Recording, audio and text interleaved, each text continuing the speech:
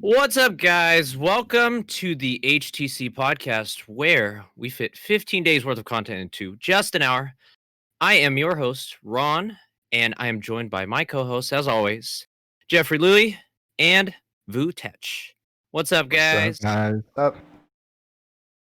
So yeah, we're gonna get into it. So of course, like we always do, we want to thank our sponsor, Anchor. As always, they're always supporting us, and they are the sponsor of this episode. So yeah, but yeah, thank you so much, Anchor, for sponsoring us. We appreciate it as always. But yeah, Thank we'll you. get right into it. So if you're new to the stream and the channel, how we always start off the week is we talk about our week in gaming. So basically, that's the games that we've been playing. So, which one of you gentlemen would like to start? Ooh, I think you had some games to talk about. Ooh, started off. For me, I haven't really been playing a ton of games actually this week. I've still been playing Final Fantasy, but kind of on and off. I need to finish it soon so we can start our spoiler discussion on it. So, Yep, For next sure. week, hopefully most there's- likely. there's- Yeah, Yeah, next week. sounds- So be prepared for that. Hey, good. right on it. Sounds How good. are you, Ron? Where are you at? Are you gonna be okay on spoilers next week for it? Yeah, I should be. I'm like I said, I'll probably open it up. He didn't I've open been it putting yet. it off. I've Yeah. been I've been playing Animal Crossing. They had just had an update. Oh, There's so much That's stuff in right. here, and now they have they just ended the Bunny Day stuff probably like 2 weeks ago or a week Yeah. ago or whatever. So the eggs are finally gone. Woo. But they had the Earth Day celebration not too long ago. That just ended, and they have the May Day celebration. So they added a bunch of new stuff in the game. Sweet. They have Red, who's like I guess he's one of the protagonists or antagonists in the previous games. He can sell you fake art, like fake Mona Lisas and stuff like that. So you have to make sure that you're paying attention because he might be selling you some bootleg stuff. So I'm like, ooh, okay, cool. Hmm. Yeah. I actually want to like. I haven't been playing a lot of Animal Crossing, but when I heard about that artwork thing, I actually really wanted like a specific art for my island. Mm-hmm. Ooh, which one? Uh, you know? Van Gogh Starry Nights. I know Oh, they're gonna have okay, it. Oh, nice. It's a classic. So Yep. I really want it. I want the real one. I don't want the fake Yep. one. So I think it's For all sure. random though, right? When you try to get art from Mm. him, I think it is. I've got So one piece from him. Mm. It's all random, but basically you don't know if it's gonna be real or fake. So it's like a double random kind of thing. So selection varies day by day, and I think he comes back every like 2 days or something. Okay. And then Right. basically the type of painting that comes in could be real or fake. So that's like you got to be wary about it because this guy's a little scam artist. Mhm. But yeah, and then also they added. Speaking of artwork, they added a little thing. So you buy the artwork. If you haven't played Animal Crossing, they added a new thing to the museum. So it had bugs, fossils, and fish. But now it's a fourth part of the museum where it has the artwork section, and you can go in there too. It's small, so hopefully you could finish your museum and get it back to 100%. If you've already done the rest of the stuff, you get it probably pretty quickly within the next couple weeks. Mhm. But they Dude, added. Bobby is just hustling on every category. Hey, dude, I respect it. I respect it. He's on that illegal black market art deals too. Yep. He He's like, working hey, it. this is fake. No, he's helpful though, but he'll tell you if it's fake or not because he can't accept Yep. fake art. So I'm like, all right, cool. You have a nice little fake painting or statue in there. So, but yeah, enough of me. How about you, Jeff? You been playing anything this week? I've been playing Trials of Mana, game published by Square Enix. And then if you So- guys played Secret of Mana, I believe Vu has. It's literally a sequel. It's an interesting game because it's a sequel to Secret of Mana, and that's 20 years over age at this point. I mean, it's so old at this point. Trials of Mana is the sequel to that, originally on the Super Nintendo, which they released on the Switch, the original Super Nintendo version, translated by Nintendo. And now this version I'm playing is the remake of it with the Unreal Engine graphics, and it's Right only on. single player and not Okay. multiplayer like the Super Nintendo version. So yeah, it's definitely a good game. You have at least 3 multiple playthroughs you could do because there's 6 characters in the game. You only can pick 3, so depending on the main character you pick out of the 6 is where the story is going to devolve into. And then the other 2 companion characters like fill in the other gaps of the story. So to get the full story of the game, you need to play it at least 3 times and like mix and match like the characters, what your roster is going to be. So yeah, it's definitely a good A lot action of RPG. replayability. Yep, it does. Right on. So Awesome. definitely, we could talk about it more like whenever. I don't want to like spoil the story. Well, the story is pretty simple, but that's pretty much the gist of it. Yeah, that's what I've been playing. How far are you into it so far? About almost 20 hours in. So Oh, that's not bad. yeah, and that's Yeah, only that's my pretty first good. playthrough. Yeah, pretty Oh, good. wow. How long is each playthrough? I'm actually not too sure. It's probably Oh. roughly around the same length of Secret of Mana, I'm assuming. But Mm. I think I'm guessing probably around 30 hours maybe. Is that Each total playthrough. completion or Just per- one playthrough. Oh, Total okay, that's completion's probably gonna take like more than that, at least like over 60 hours probably. And So- do you know like if each playthrough that you go through is like each individual story is different, or they all kind of have the same story? They So, they're different. does it matter? They're different. Yeah, they're different, but at the same time, they're mostly the same. But that's because each character, there's two sets of characters that share the same villain. So depending on, Mm. so that's six, right? So out of those two, if you pick the main character, it's going to be a specific villain. So if you don't pick, another character, your last boss is going to be different. The main, enemy is going to be different. So that's pretty much the gist of it.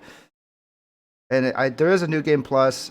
If you reuse a companion you did on your first playthrough, it will pass over all the levels and stuff like that. So you can kind of steamroll through the game a bit, unless you put a harder difficulty mode.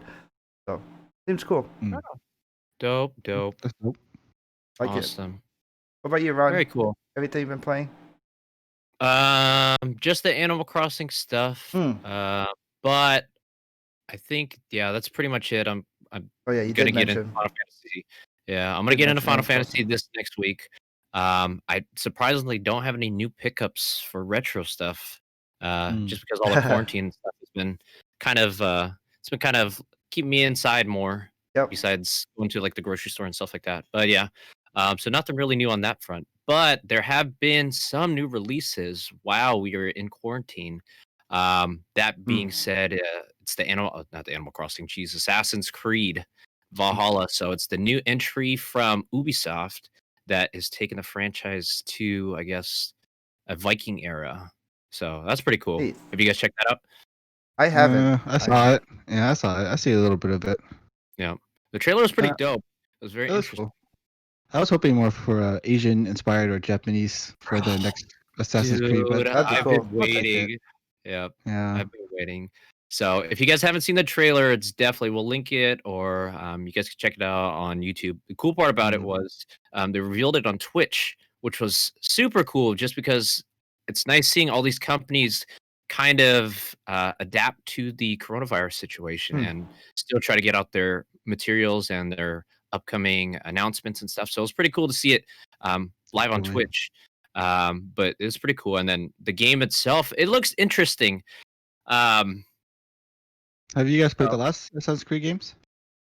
I've only played Part 1 and Origins 2. and Odyssey.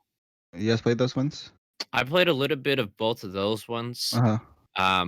It was good, I think, because I think it was Origins came out first. I was saying after the last Assassin's Creed that they needed to just take a break because it was becoming like a Call of Duty kind of situation. Yeah. I agree. And it was just like yearly releases and stuff like that. Oh, my camera. Whoops. Yeah, it was starting to get a little saturated. How long ago And it was was the just- last yeah. one? A couple years ago? So did they It's take been a few break years or now. Since Odyssey, yeah. every couple years now? Okay. Yeah. Odyssey I've only came played Part out- 1 and 2, so a little bit of 3, I think. Other than that, I understand like this. Like there's usually different characters on all of them and different timelines. So fun game though. But The only thing I feel about this new one is I'm gonna feel like it's kind of burnt out on the whole Assassin's Creed, but the stealth. the setting, the Oh, okay. That's why So- they went Viking style this time, huh? yeah, the Viking. I just feel like because I already played God of War and they just did the whole Oh. Viking thing super perfect. Like, True. are they going to be able to live up to that kind of expectation? I'm not going to want it because I'm happy with playing Odyssey and Origins, to tell you the truth. And That's it's true. going to be more of the same game, but a different setting. I don't know. There's been No, a it's lot not- of Sekiro and Ghost of Yeah. There's been a lot of samurais, a lot of Vikings. Yeah, there is a lot of that really. too. So I guess it's kind of hard to have an original setting, but the Viking one seems kind of cool. But it does remind me of God of War, like you said. And God of War, Was it 2018, 2017 when that came out? 2018. 2018. That one 2018, is really good. They killed it. Yeah, Yeah. they out of the ballpark for sure. Yeah, no, that's a good point that you guys bring up because they're like you said, Vu, God of War already had Vikings and they already dealt with kind of Norse mythology and stuff like that. So I'm interested to see what they're doing or where they're going to take this new entry in Assassin's Creed because you have a game, God of War, that, like you said, you've done it very, very well, sold very, very well, and you have Assassin's Creed kind of touching on the Viking thing themselves. So they're gonna, definitely have to step up their game to basically sell this because if people already have played God of War and they're just like, all right, cool, this is like the pinnacle of Viking games, they definitely have high expectations to live up to. But I did want to ask you guys a question as opposed to the series. With it, of course, it has branched out since the original Assassin's Creed. Now, do you guys think this is a good thing? Jeff, did you say you watched the trailer yet or no? No, I haven't. I've only played Okay. part 1 and 2 of Assassin's Okay, Creed, so so- I'm coming from like old perspective. Okay. So with the old ones, basically, the first one and the second one, you're dealing with a company and they're dealing with the Animus, right? Hmm. So with this new one, it's totally, totally different from literally the original. And with it, I think in the trailer, there's barely any Assassin's kind of Creed stuff that basically makes it Assassin's Creed. So Yeah, I've see, seen a that's lot of another thing I was yeah. worried about too. Yep. There's a lot of debate. There's like Mm. 50-50, people saying that, hey, it's good because they're changing it up. But there's the other half saying that, it's bad because it's not true to the original game. So I wanted to hear your guys' Mhm. thoughts on it. So I feel like it's probably more of a soft reboot then, right?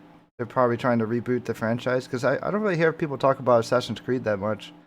So they're Mhm. probably trying to modernize it, probably take some cues from other games or God of War. Okay. Especially they're probably going to Okay. take from God of War a bit.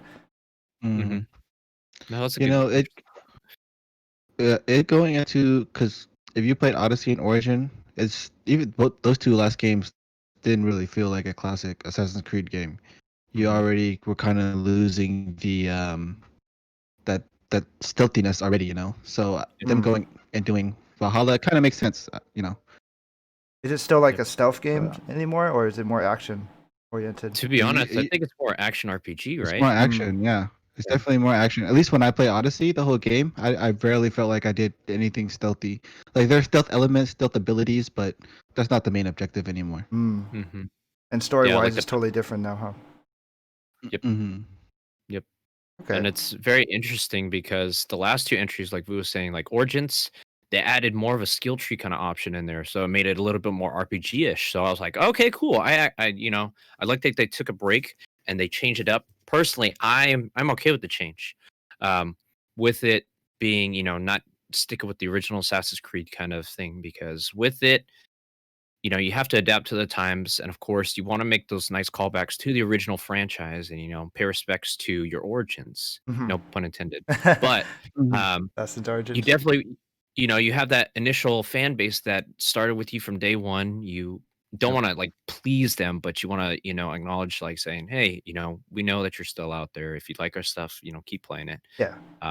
But then again, you have to. It's a hard line to walk because you have to basically um, keep relevant to gamers taste and things like that. So it's very interesting to see them branching out even more so from the original.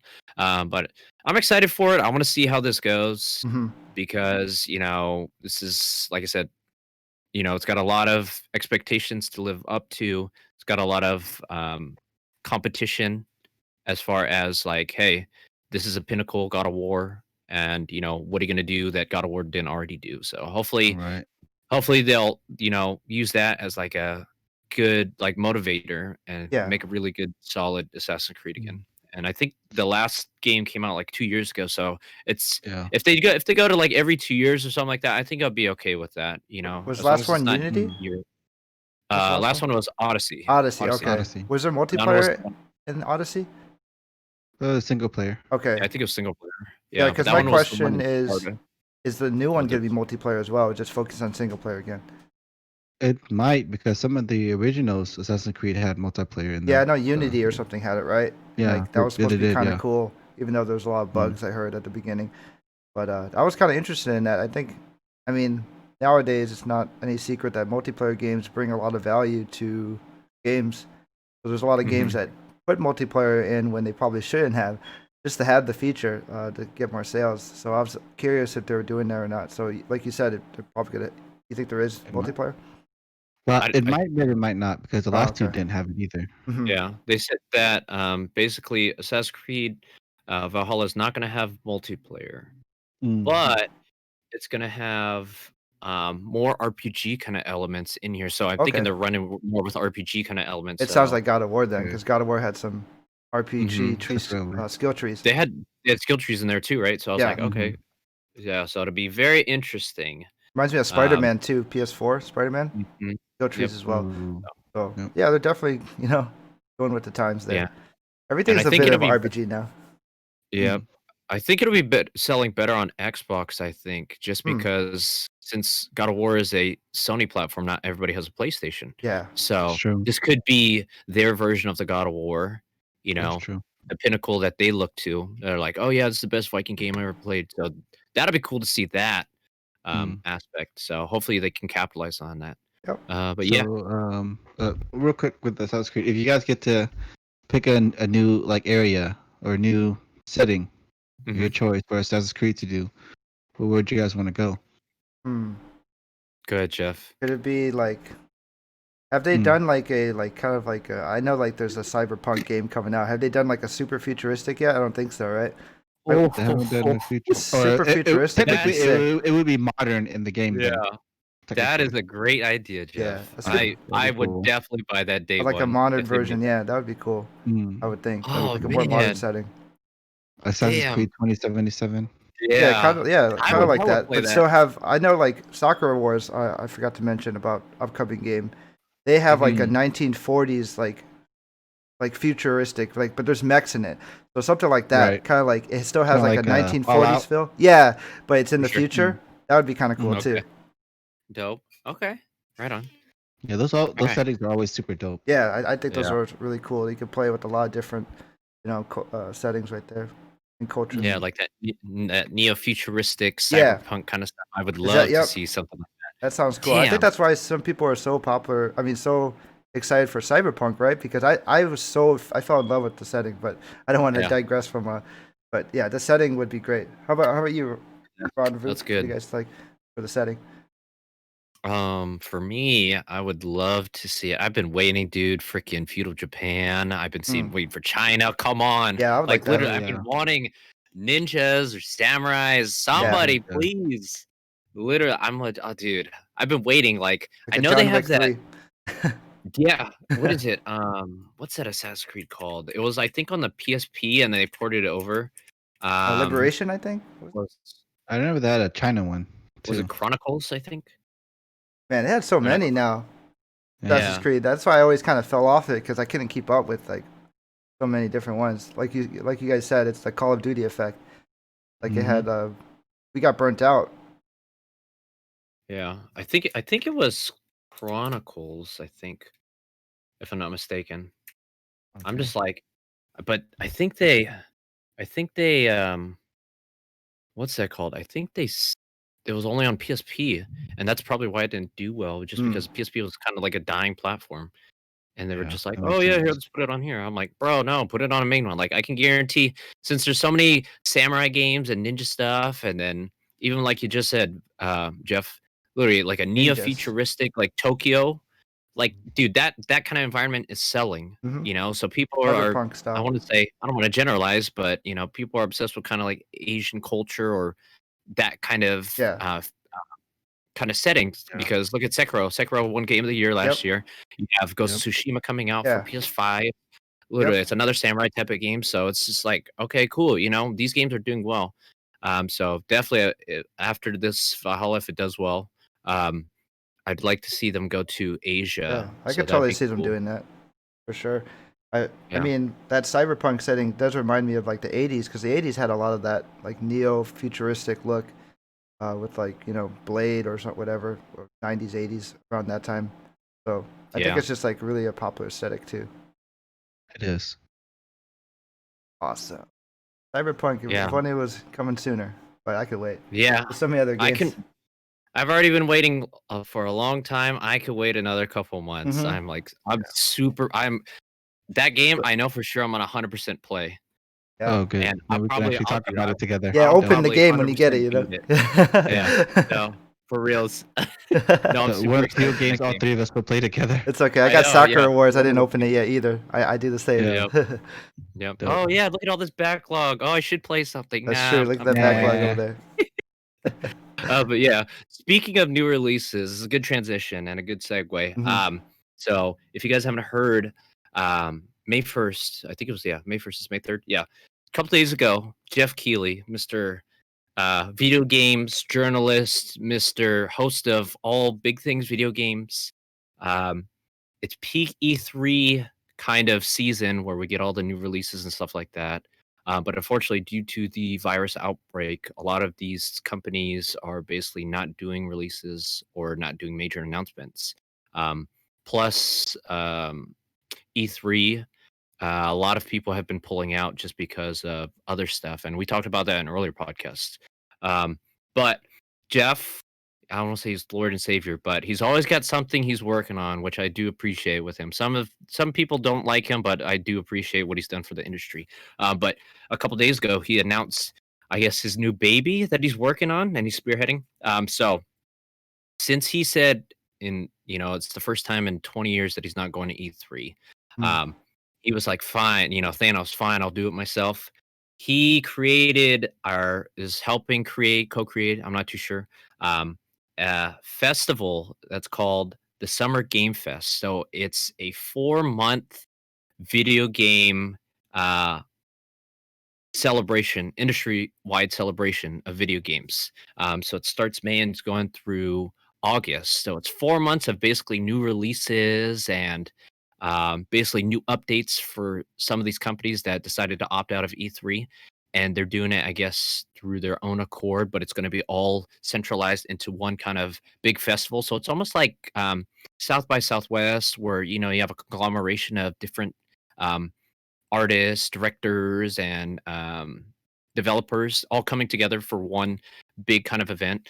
But this one, instead of like being like just a week or a couple days, this one is literally going to be spread out over 4 months. So I think Oh, um, whole summer. what they're going to do is going to they're going to have almost like I also want to say like almost like a Coachella kind of thing too. Oh, okay. Just because Yeah, they're turn going into a fire festival. Are they Yeah, doing that like fingers virtually? crossed. There's like been a lot of virtual like EDM concerts I've noticed on Twitch Well, and it stuff kind of like has that. to be virtual now. You Yeah, can't really yeah. do it in person. I think it's so Yeah. interesting because you have like 20,000 plus viewers. It's so cool. Like you just gotta imagine Yeah. everyone in their house like. You can do it like you can even do an event on what is it, Fortnite, Yeah. and just have Oh, like heck yeah. that'd be Some sick. advertisement Like, for it, yeah. Can you Yeah, imagine doing advertisement on another? Fortnite in the game. Yeah, I don't know. I don't know if other companies would do that. They didn't. No, I Use know. another Just game, an idea. but Yeah, they can take that formula, I think, it's and something like that. Yeah. yeah, I would be down for that. Like have like some sort of virtual event where everybody can come into I think that would be cool if you went to like virtual lobbies and Mm-hmm. basically you can go to this site, create your avatar, or have like this universal site that Mhm. basically you can create an avatar, and then when something Yeah. goes live, they have like a stage where you can go Yeah. to and just basically have your avatar in attendance. That'd be super cool. Yeah. that'd be Yeah, nice. you log into your Summerfest ID and then you have your Yep. avatar and It shit. reminds me of like RuneScape, Wave walk VR. around. It Yeah. reminds me of just See, playing a VR dude, game online for sure. That was Yeah, dude, that'd I be think dope. that would be cool. I think, if companies went towards that kind of situation and environment, yeah. I think it would do really well. Because a lot of people are, they're staying at home already, so why Yeah. not capitalize it? Hey, you don't have to Yep. leave your home. You can literally just log onto this website, make your own avatar, That's the and future. basically we're literally gonna be sitting here like we are now, and we can literally be watching already. Streaming is already becoming a bigger thing, but to have Huge. like huge events where it's huge virtual events where you can actually have like a personalized avatar and you can kind of like sit there at the front and enjoy like press conferences, that would be super cool. I think that would be the right step in the right direction for the industry. You just Ooh, gotta hope that it'd be VR. dope to see like a Nintendo. But go ahead, Jeff. Oh, no, we just got to hope that VR Mm. headsets become as popular as like televisions, right? And then it'd be Mm. like an alternative method to Yeah. consume your entertainment. What Yeah. were we say That- about Yeah, that'd be Nintendo? sick. Yeah. Oh, well, let's just say like if I have like a Nintendo Direct and you do it in VR or something, and you get to like be in Mm, front of like Shigeru Miyamoto in VR, watching Oh, a Nintendo man. Direct, That like would as be if you're so on cool. stage at E3 or something, stuff like that. Yeah. that'd be nice. Yeah. What they're already doing with like basketball games and stuff like that. Yep. That definitely has to Mhm. be. I'm pretty sure that'd be a thing as long as VR becomes more popular. And I think this is, right now VR headsets are kind of hard to come by. A lot of things are because it's selling out. Yeah. So Everything. yeah, Yeah. everything is selling out. So hopefully, we'll have that type of future. That seems really cool. Playing VR Yeah. online games is so fun. I wish you guys both had one. We could like do like a HTC podcast stream for like VR games or Oh, that would something. be cool. Yeah, that'd be dope. Yeah. Could I be, want to like, invest in one eventually. Yeah, Yeah. definitely get one eventually, especially when you get a new PC, Ron.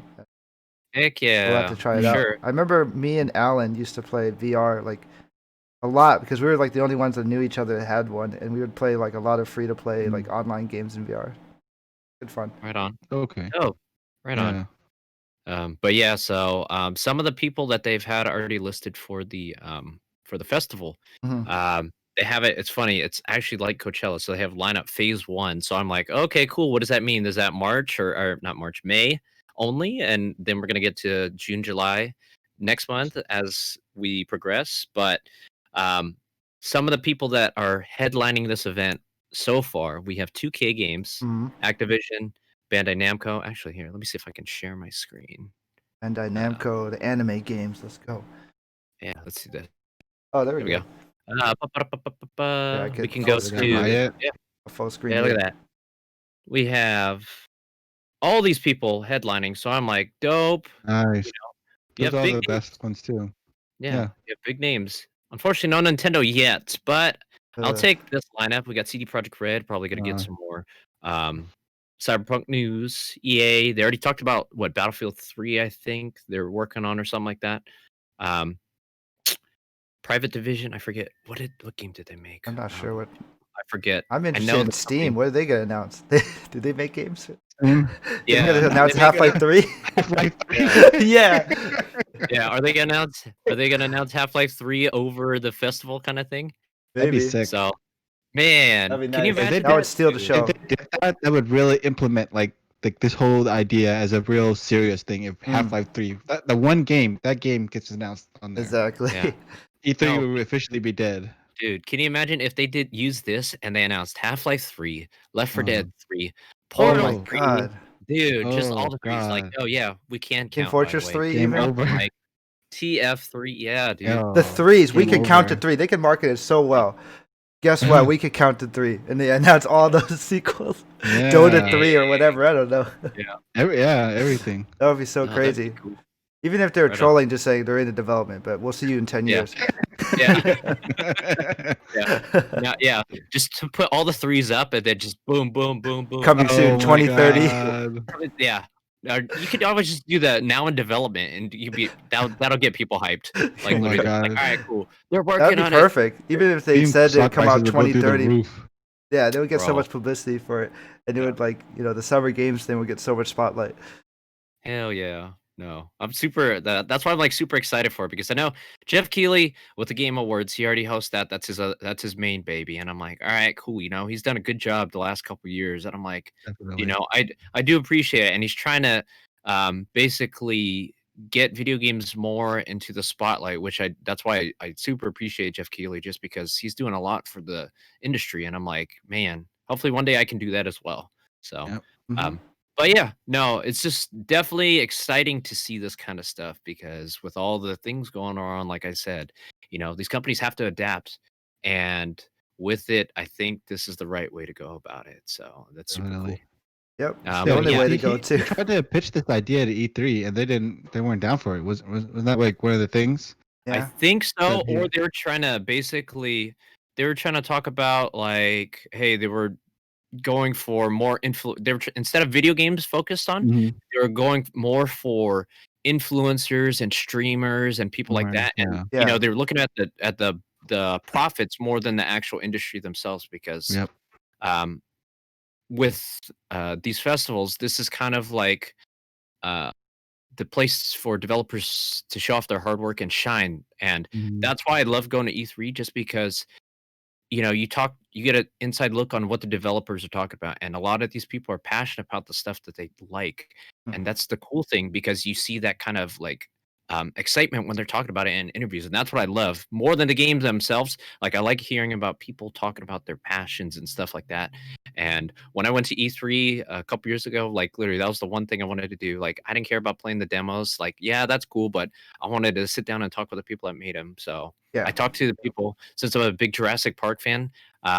There's that game Jurassic World Evolution. It's made by Frontier. I actually met some of the developers on there. I was talking Nice. with them, and I was like, "Oh man, see, this is the kind of Nice. stuff I attend these conferences for, just to talk with the people behind the scenes." So Yeah, I it's like pretty that cool. too. Yeah, but yeah. Speaking of streamers, though, it's another segue. I'm gonna get into Miss InvaderVie. So I'll let Jeff take the reins on this one. So Jeff, Me? what Oh do you yeah, have to I say have a about little her? streaming experience, I guess. But Yep. I didn't really learn about it till I saw It's a Gundam on YouTube. I know Vu's familiar Mhm. with him. He made a channel pretty much reacting to what InvaderVie. If you don't know her, she's a popular e-girl streamer on Twitch. At the time she had probably like 200,000 plus followers, things like that. But the recent comment she made within the past week or two is that she was pretty much degrading her viewers, saying that if you don't have money to sub to tier 1 $5 a month sub, then you're either kind of like leeching or you should be doing better things in your life than just watching my stream, pretty much implying. So a subscription to Twitch, for people that don't know, is just It's like $5, right? $5 a month for a tier 1, 15 or 25 for a tier 2 and tier 3. And pretty much it just gives you some, perks, like you get a sub badge in the chat, you get, you might get, let's say, immunity to slow mode, you have access to their exclusive emotes, and you won't see any ads when watching her channel. So it's just a good way to support the streamer, but you should never actually feel you have to feel pressured to. Yeah, so people really got upset about that, and let's say, for one example, And that's what she was doing, right? She was like literally pressuring like some of these people to be like, "Oh, why aren't you sub to me?" kind of thing. Yeah, it's terrible. She literally just said it, and she was dead serious, because a lot of times streamers will probably put a front and probably just kind of troll, but she was like trolling, but at the same time you could tell she was really serious about it. And Chibi says, "Can't afford to sub to you guys. Peace out." Oh yeah. Don't worry. We got you. $5. Get that $5. Come back later. $5. It's only $5. Oh, but yeah, It's terrible. No, I think I saw the same clip that you were talking about, Yep. Jeff. And like she was saying some stuff like, if you take like a $20 meal, yeah, $20, it's $20. I'm like, bruh, I don't know about you, but like $20, like literally, a lot for a I'm not single saying meal. that's a lot. Yeah, that's a lot for a single meal. Like $20, I could fill out that's a family meal. That's a family like, for meal. 4 people at least.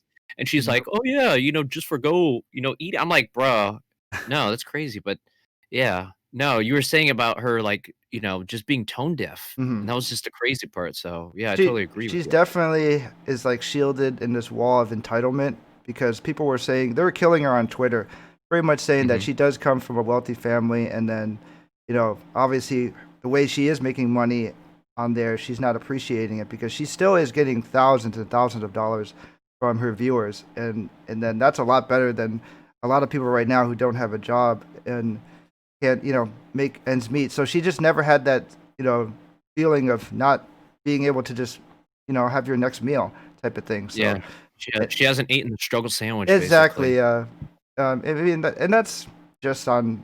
I mean, maybe it's her parents or something like that might have not raised her correctly, but I could see from that point of view to defend her side. But it just sucks when she still is so non-sympathetic to the viewers, because one person said in her chat saying I'm unemployed right now of COVID, and then all my money goes to bills and food. Otherwise, I would support your stream and things like that. But he kind of like smirked it off. He's like, it's just $5, guys. It's not that much money. It was so mean. Like, oh my god. If it's just $5 is not that much money, then why is it such a big deal for you to even come on and make this whole rant and rave? Exactly. It's just $5. She's making good money. People already debunked it, like YouTubers, and they also she gets ad money too. So what are you complaining about? Ad money, just having viewers is already great support already. Their time is more valuable. And she was saying that if you have time to watch Twitch, then you have time to donate $5. Otherwise, you should be working or something like that. I'm like, wow, this girl is so toxic. Rude. Well, most people can't even work right now. What are you talking about? Like, hella tripping. Yep. Because she has a huge following, like around 200,000 followers, she lost about like 90,000 that same night. By the way, that same day. Yeah. So I don't think it really hurts her that much, but that's huge. It just went so crazy on Twitter, and it's insane. I think it's just we're in a market right now where we never seen anything before, where people could just make money streaming like this. It's such a new platform, kind of like when YouTube was so new and people were making so much money off it. I think eventually that gravy train is gonna like slow down, or things like that. It is already oversaturated, but it really is cool to see like how it's gonna go through the motions. Like a lot of people are saying, 10 years from now we probably won't care about your stream anymore. I don't know, another new streamer, or if streaming is still a thing. I think it will be, but crazy. What are you guys' thoughts on it? Well, a lot of the major platforms already, like YouTube, are already starting to push like streamers out. Like they're trying to push in like their own celebrities or already major celebrities. Like, oh, we got Will Smith, so we'll put him on the YouTube. Wasn't he on the YouTube Rewind or whatever? I think so. He doesn't even have a real YouTube channel. I think he does have a channel now, but.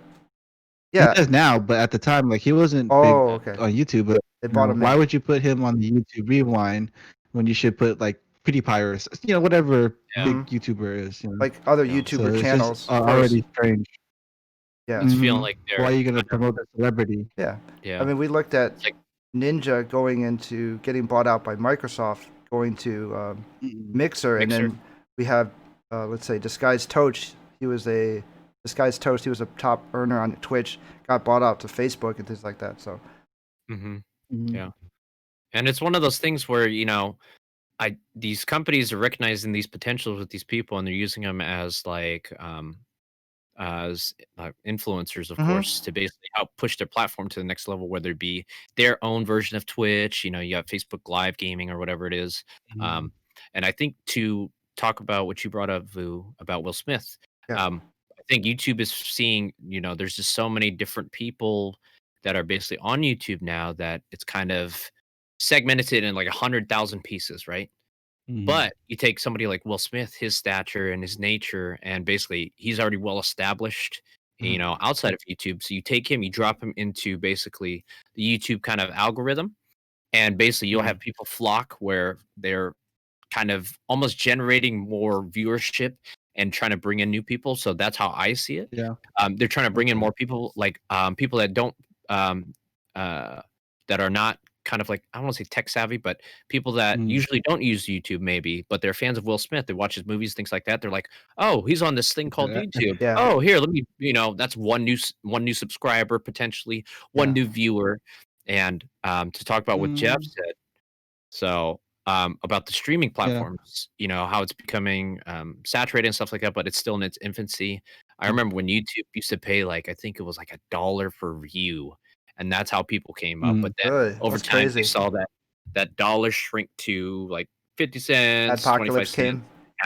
And now literally it's like 0.001 or something like that. I forget what the total is, pennies. But I can see that, couple years from now, sooner probably rather than later, Twitch is going to do the same thing. They'll see that Twitch streamers will see that revenue stream shrink over time, and they're going to have to put out the same amount of work or try to gain their followers. So Twitch has a. Oh, I'm sorry. Go ahead. That's pretty much it.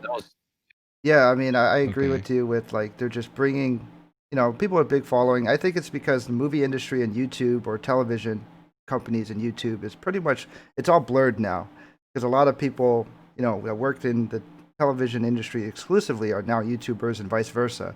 A lot of YouTubers who were famous on YouTube became, Justin Bieber or Shawn Mendes or things like that, or certain actors. I know from the Asian American community, there was a lot of actors that are now on major television shows, major movies like Marvel films and stuff like that. So it really is, it's non-distinguishable at this point. So it makes sense why you guys would say about that. My problem with that is that, okay, it's cool. I understand that YouTube wants to make their extra money on people who are not savvy with tech, so they want to use a famous celebrity like Will Smith that you were saying, Ron. I agree. I understand that. But my problem is when they advertise something like a YouTube Rewind trailer where it's supposed to be about the actual original. Like if they added him in there somehow, I would have understood. But making him the headliner, that I feel like is a slap in the face to the people that what helped your platform grow to what it is. Will Smith didn't grow your platform. It's these people that started in the grassroots from the beginning that helped make you what you are right now. Yeah. That even Will Smith is want to look at to being on your platform. Yeah. YouTubers That's always complain about the ad block. Totally understand. They always complain about that for sure. But maybe we'll be on YouTube soon though. We need to put ourselves on YouTube. Speaking of YouTube. Yep. Yeah, speaking of YouTube, hey, if you want to sponsor us, by the way. No, but to your point, Vu, I think, it comes down, at the end of the day, YouTube is a business. I'm thinking with all the adpocalypse, like Jeff was saying, that they potentially might have seen a drop. People are looking at analytics, and people just look at analytics. They don't look at like realistic kind of things, and they judge things basically off of analytics. So with it, I'm thinking the possible scenario, YouTube Rewind 2019, 2018, or 2018, it dropped in viewership. 2015, 2016 were great. You hit 2017, it peaked, and 2018, it dropped. And they were just like, 2019, we don't want to see this drop. So what can we do to kind of increase our viewership and bring those viewers kind of back to YouTube? And with it, every click, every view generates revenue because that's ad revenue. That's basically clicks for them. So with it, potentially that could have been the reason why they brought Will Smith in, just to literally get more money for the video and for the platform, just because they might have seen a drop in revenue, just because of, people like, oh, I'm not interested. So they bring in a celebrity, they drop them into it, and they're like, oh, Will Smith's in here. All right, cool. If he's in here, there might potentially have somebody else in here. So I get that's the way I see it. So, but I do agree with you. Like literally, you should definitely spotlight the people that helped you make your platform big, and you want to support the day one peoples, the real ones. Exactly. So I totally understand. So I see that. But But my question for you guys though, since we're talking about YouTube, would you say, like, since I'm sure we all we've been watching YouTube for the last 10 plus years, right? And we kind of see it from its infancy till now. Do you feel like the quality of content is totally numbed down? I would think it has. It's totally numbed down to the form where everyone is formulated where it's a 10-minute video, even if they stretch it out to be 10 minutes of like maybe 5 minutes of it was good quality, and then the next 5 minutes is just like, pretty much filler to fill that, ad revenue that everyone wants to make. And they're mainly just doing reaction videos of like everything. Let's say reaction videos to InvaderVie when we were talking about it, or just like game reviews. And back in the day, there used to be a lot of like cool written, skits and stuff like that. And that's because, that doesn't make them money, YouTubers, sadly. So I think YouTube, the way they did the adpocalypse is they killed creativity, totally killed it. They don't want any, like copyright music. Okay, everyone, that's done. You could spit out like reaction videos like all day. You look at a Sniper Wolf or something like that. All she does is reaction videos, and like you make so much money out of it, and it's so easy to edit, and like you don't have to really write anything. You're just getting content from the news. Yeah, that's just pretty much how YouTube is today, sadly. Yeah, I agree with you. Yeah. Was there any YouTubers you guys had in mind that had like good content and their channel evolved over the adpocalypse? Well, I don't know if I have any channels that were specifically involved in the adpocalypse, but I know that YouTube censorship has been like super highly enforced, especially if you watch more channels that are a little bit obscure or not like the main hot stuff on there. Those channels are the ones that are most at risk. If you like, for me, I love watching conspiracy theories and stuff like that. I like those. And a lot of people deem that stuff as like they deem it as fake news. So YouTube won't allow that kind of freedom of speech on their Yeah, I agree. on their platform, and that's the kind of stuff that really kind of pisses me off watching stuff on YouTube. Their Like, yeah, it's algorithm. cool to watch PewDiePie, it's cool to watch Linus and all that, but I want to watch stuff that's more. I'm not necessarily saying underground, but just like not the norm, and that stuff is starting to get snuffed out. Shadow ban is what they call it. Yep. Yep. Totally shadow ban. Yeah, shadow ban. Perfect. And then that's because they can't really have ads in those videos because a lot of advertisers, the reason why the adpocalypse started, because they don't want to be associated with weird content like woke content or conspiracy theories. So it's hard to advertise for that. So yeah, I totally get it. I like those videos though. I mean, if anything for purely entertainment, I like those channels. But that's a big difference from how YouTube used to be, because you like could Wild Wild upload West. whatever you want back then, Yeah. Yeah. Because creativity was I out agree. there. Like if you made something creative, YouTube would algorithm like, oh, people like this video, and they'll put it on their front page. Now if it's something too political, like you said, and like too like out there, too left wing or whatever you want to say, is if they won't want to promote that, they'll just shadow ban you. It's pretty sad. I think Twitch is going to be more of that too. I've noticed they've been more an iron fist because they like the e-girls are kind of taking over the platform a little bit, and they don't want their website to be like a campsite, Yeah, just a campsite. Yeah. So No, I feel it. That I get. Yeah, that makes sense. They don't want this to turn into Pornhub Live, or I get that. They don't want it to be an OnlyFans site or whatever. Yeah. So Yeah. totally get it. But they do make a lot of money from them, so they can't totally deny that audience. So Yeah. No, that's the crazy part too. Like you guys were talking about, like with the adpocalypse and stuff like that. I can see both sides of it. With it, you want to cut back on the fake news kind of stuff, but then there's also the creative side where people, like Boo said, literally back in the day, YouTube used to be a plethora of creating whatever kind of content that you wanted. Whether it be skits, whether it be comedy, whether it be evolution of dance, music tutorials, things like that. But with it. Now it feels like they're kind of like molding the platform into being just certain things. Like you have to be this kind of person, this kind of person, this kind of person, this kind of person. Like if you don't fall in those categories, you're not going to make any revenue. Yep. And it's kind of rough because people are just like, well, do I fit in these categories? If I don't, then I'm not even going to upload. That can turn off potentially the next big music artist or somebody that's DIY or whatever it could be. Potentially, and that sucks because not saying that you should rely on YouTube. You should definitely put out your videos. There's a lot of video content that you post to, but YouTube has that name brand recognition, and that's the thing that a lot of people need when they're starting out. Is you need to get big on a big platform. Yep. And that's why I feel like it does suck, just because they're kind of molding it, and then like Jeff said, you have that kind of situation where you are known for this kind of stuff, but that's a double-edged sword, because if you're only known for, okay, cool, you have all like, the streamers that are basically just doing it for, certain things for brand, what do you call that? Self-promotion, things like that. I mean, of course, it's all self-promotion, but certain ways of doing it, things like that. It's just like, all right, cool. I don't want to be known for, it's a platform that just is, oh, hey, I go to Twitch to see girls play games or guys play games, and just the e-girls or the e-boys just literally are that. I want to see people playing games, you don't want to be set in that kind of mindset. So I understand. They do categorize channels too, as you mentioned. So that's why a lot of people make multiple channels. That way they could, have the algorithm work for them. So if someone does like review channel, they just strictly do reviews. My brother personally has a channel, Super Time. He's in the chat. Hey, what's up? He has experience with it because he's been doing YouTube for a long time as a fun hobby. But he does so many random videos where like you can't really categorize his channel.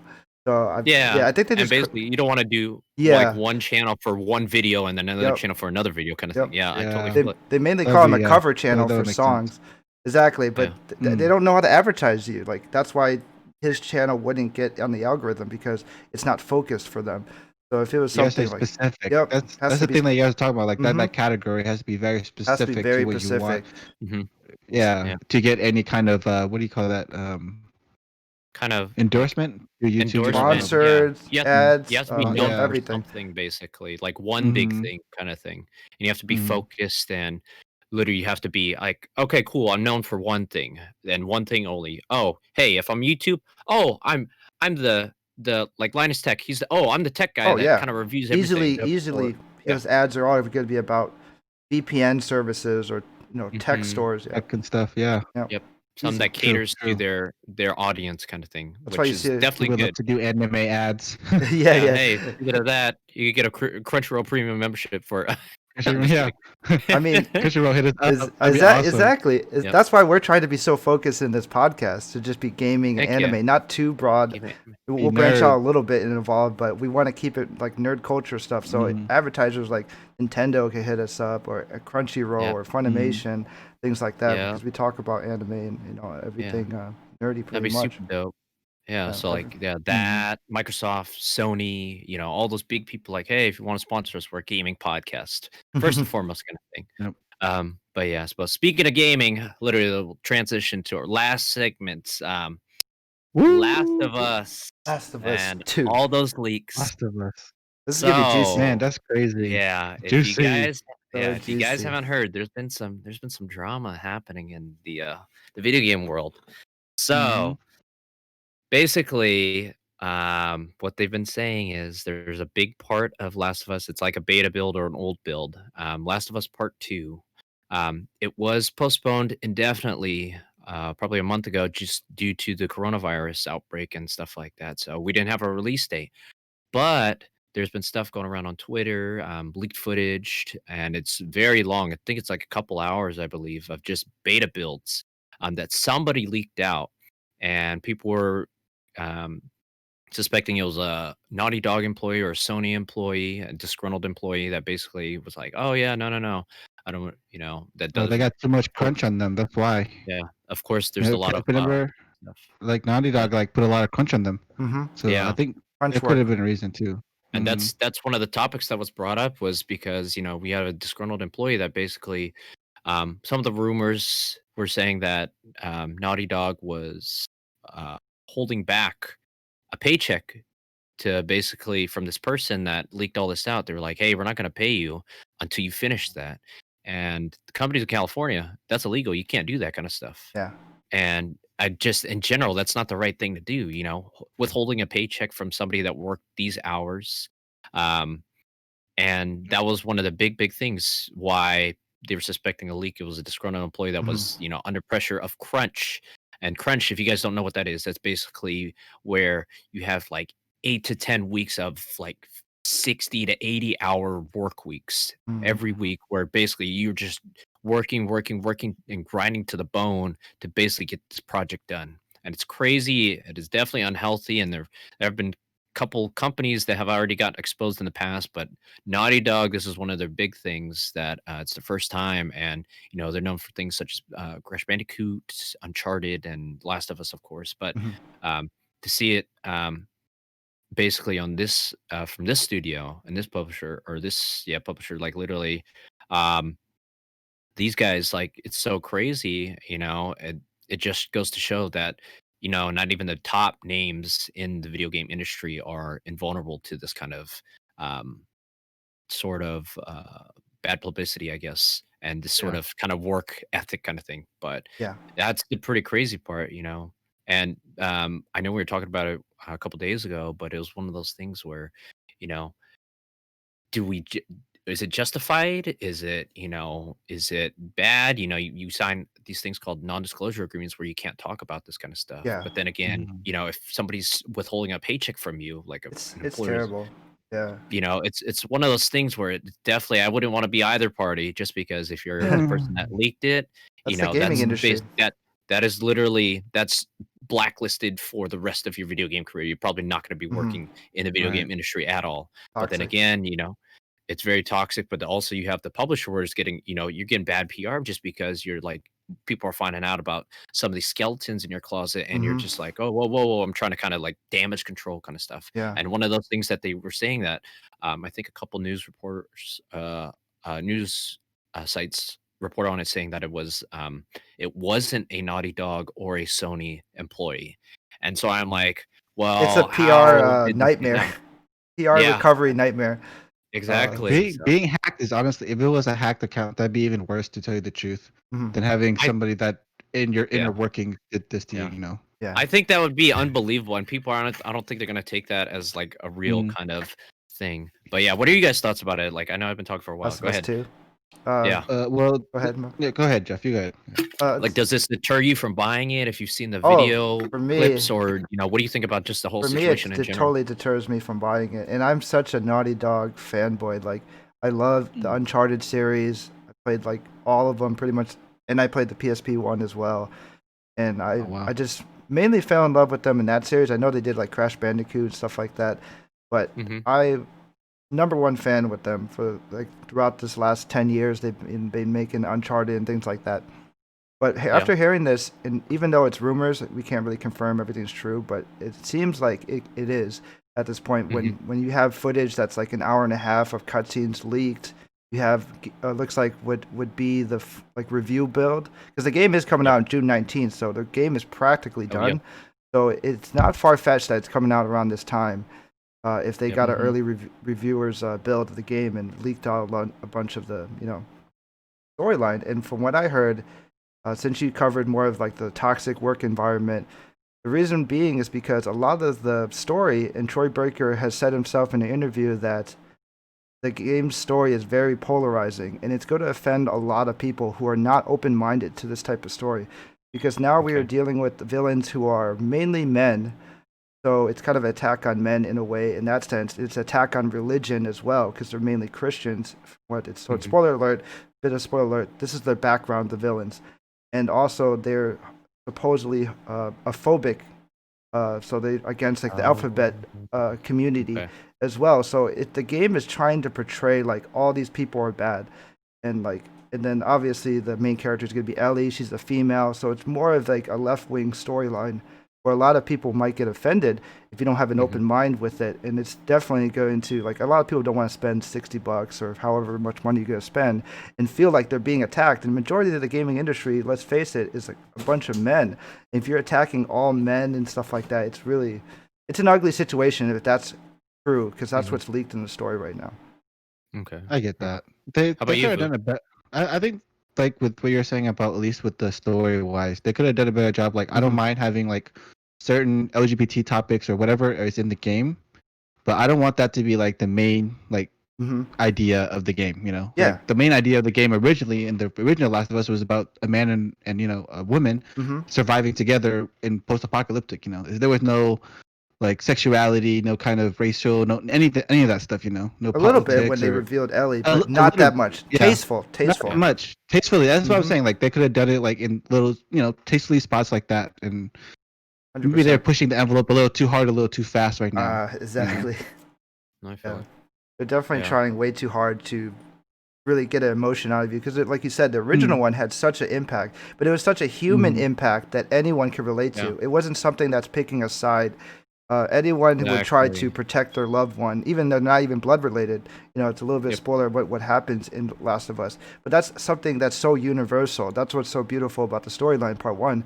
But now they're picking a side now. You're definitely picking a side of you're against either, this religion or this, phobic type of group or whatever. It's insane. I think that's just the way how the world is kind of shifting now. There's a lot of people that are more that's so-called activists or pseudo-intellectuals. It gets crazy. Pretty self-righteous, and I think that's why a lot of the developers were sick of it. They're like, a lot of them are probably, obviously most of them are men probably, in the coders and everyone, but they're also probably Christian, and then they're probably having heated debates between each other because I'm Christian or this person's gay or lesbian or something like that, and they have different beliefs, so it really divided the game. Makes the work environment a lot more toxic and difficult to work together. And hostile. And hostile, which is unfortunate because you want everybody to work together. And it's hard to make a game with such polarizing story base and having different opinions from everybody. It's terribly. I'm just gonna do a wait and see. I don't know about you guys. Like you said, it's so polarizing. I'm probably I might skip this one. I'll wait on reviews. It was definitely going to be a game I always bought day one, because I bought Uncharted 1 day one, Uncharted 2, Uncharted 3, Uncharted 4, and pretty much all the games Last of Us. I love Naughty Dog, and I'm terribly disappointed like that this is happening, but I'm still trying to cling on to some hope that this game is pretty good. Like, what do you guys think? You guys are upset about it, or you guys are gonna buy it? For me, it's like a wait and see. Yeah, for me, like you guys pretty much covered a lot of stuff I wanted to say, but I'll add to it. With it, with video games, I understand what you guys want to talk about. You know, you have a message, like Vu said, literally. The last game, it wasn't not only just a man and it was literally surviving the apocalypse from this basically, you know, this virus that broke out, kind of like what we are right now, literally. The initial thing was cordyceps, so basically turning, it's like a fungus that basically takes over the body. But with it, like you said, Jeff, it was more about a story about humanity and how humanity basically either comes together or falls apart during times of crisis. With it, that's why a lot of people loved the game, just because it was a universal thing. With it, I understand representation. I understand all that stuff. But if you make a game that basically you have the drawing board and literally that's one of the first points, that's not the right thing to do. I'm all for inclusion. I am literally all for trans rights, all this kind of stuff. Literally, don't get that wrong. If you literally make the game based around that principle, just try and pander to sell your games, you're no better than the other people that are making like these rude comments. I feel, in my personal opinion, literally, you're just trying to basically appease to this certain demographic to buy your game. That's more of a greedy kind of thought, and that's almost as bad as like the action itself. Because you're basically pandering to just one certain group just so you can get more money out of them, just so you can say, oh, hey, we catered to you. We're supportive of that. But you're not really. You're literally doing it just, you know, for kind of ulterior motives, I think. That's the way I see it. It's not genuine. It doesn't seem genuine. Yeah. Hollywood is so guilty of it right now. Yeah. Like Birds of Prey, that movie flopped in the box office because it was way too left wing. And the thing is, and also that Charlie's Angel movie too. They did the same direction, trying to be too more against for the women's side. And don't get me wrong, like I think it's great that they're trying to do that in a way, but do it in a more tasteful way, not shoving down people's throats. And like Charlie's Angels was originally like male focused because of the attractive ladies and stuff like that. But now I think just as a men's perspective, I guess they're just, I mean, okay, we'll leave it alone then. Like if we feel like we're not welcome to watch that movie, we're not going to want to watch it, you know? No. Same with the games now. That's with it, like it's one of those things where do it because you genuinely want to do it. Don't do it to pander. Literally, that, like I said, it doesn't feel genuine. If you don't come off as genuine, people are gonna know. And that's the thing, or you know, like The Last of Us, the first one, they hinted at, you know, Ellie being a LGBTQ kind of character. And, you know, they didn't blatantly say it. And I was like, okay, cool, they're giving hints, but don't literally be like, all right, hey, you know, we're gonna, you know, make this character this just because that's what's in right now. Literally make it, if it falls naturally into the storyline, by all means do so. You know, if you, like you said, I guess if the word is, you could tastefully do it and you could basically kind of accomplish that naturally instead of force feeding it. That's the way to go about it, because if you don't do it genuinely, like I'm not for it. It's one of those things where I'm not going to do it just because you're just trying to pander, whether it be males or female. It doesn't matter what gender. Literally, if you're just trying to pander to one, that's not the right way to do it. Do it because you genuinely want to do it. Don't do it and base your whole game just because, oh, hey, I want to try to sell more. I want to try to basically, you know, cater to this new market and, you know, be the cool hip studio that does this. Like, no, that's not cool. Literally, do it for genuine reasons. I think I agree with that. Those people in those communities are gonna see through you too. Yeah, it's not just that's the thing. You know, it's every. You're gonna totally see through it. I think the original game. Let's judge it by what we. I mean, did we all play Last of Us here? The original one. I did, yeah. Okay. Yep. Did you play the DLC too? No, I didn't play the DLC, but I know heard about the story. Okay. Yeah. So the Last of Us, the original piece without the DLC, is really good because it didn't have any of that LGBT or anything like that. Not that there's anything wrong with it having it in the game because it worked in the DLC, but they kind of hinted to it. It hinted to it. So it was done tastefully, like you kept saying, which I agree. It wasn't, you know, shoved down your throat, but it was done in such a subtle way that it was so impactful, like a less is more mentality. So I think that's how they should always like portray Yes, it yeah. in the future too. But I think it's just I time to agree. change. The games that game is so old now. It came back in like 2010. It was 20, PS3, yeah. it was Yeah, so it was old. Like 10 years now at this Because point. one thing that you say about that I agree with, even in movies that they do a lot, is like it's not even about LGBTQ. It's also even heterosexual relationships. Like Mhm. gets boring watching in some certain movies. Like why Yeah. does this scene even need to be there? Like if you guys watched the last Star Wars movie, Mm-hmm. I have. The last Skywalker, or what was it called? The Rise of Rise of Skywalker. Rise of Skywalker. Skywalker. Okay, Yeah. so little spoiler at the end of the movie, the main character, the girl, and Ray. what's his name? Ray and Ben And Solo. Ray and yeah. Ben Solo. what- AKA Kylo what's his name? Ren. Kylo Ren. Kylo Hello. Ren, yeah. Yeah. So at the end of the movie, the two of them kiss, and I'm like, Bro, that What was was- horrible. Like I actually, literally. I was actually awkward. enjoyed the movie, but then what was the point of having that little bit of sexuality for? Like they were perfect if No. he had just died and ended the movie just like that. Like All for the things fangirls. like that isn't For the necessary. women. It's Yeah, catered it for the was- women. I don't yeah. think any men really cared about their love romance. I think it's all the women that love Kylo Ren. They think he's attractive, and they do kind of have a low key kind of like sexual energy between themselves, which is hilarious. It was Yeah, kind of like the yeah. inside joke, but they kind of confirmed it, like in the trilogy, because they're just catering to like catering to the women's side in the romance. But it was kind Yeah. of cringe. I agree. It was very Yeah. cringe. Yeah, super cringe. Like I but- said, I mean, if it's one of those things where, if you do it and you own it, yeah, I don't have a problem with it. But like Mhm. when you again, it comes back to the force thing. Like if you force something, like no pun intended. they didn't have to do it. Yeah. Mhm. You didn't have to do that. There was nothing in the movie hinting to their relationship where they needed to kiss. They had Yeah, it more was of literally a like it was like a rival. It was like a rival, yeah. it was a Goku Gary, Vegeta thing. yeah, Goku, Yeah. Vegeta, Gary, In the and Ash, literally that Yeah. kind of stuff. And I was like, okay, cool, I can respect you. Yeah. Like, That's if Goku and you know, Vegeta started kissing each other. Like, yeah, pretty much. I mean, nothing wrong with it if they did, but Yeah. it's just one of those things where It just this doesn't make one, sense. it'll be in like a it came Dojin out of left unofficial. field, I think. Mhm. And it was just like, I get that they're connected, yes, through the force, blah blah blah, all that stuff, but it's just like, did it really garner that kind of like? I mean, I know it was only one kiss, but then it's just one of those things where it's just like that wasn't even really necessary, and Yeah. it's one of Yeah. those things where it's just like, why? I think it would have been better without it.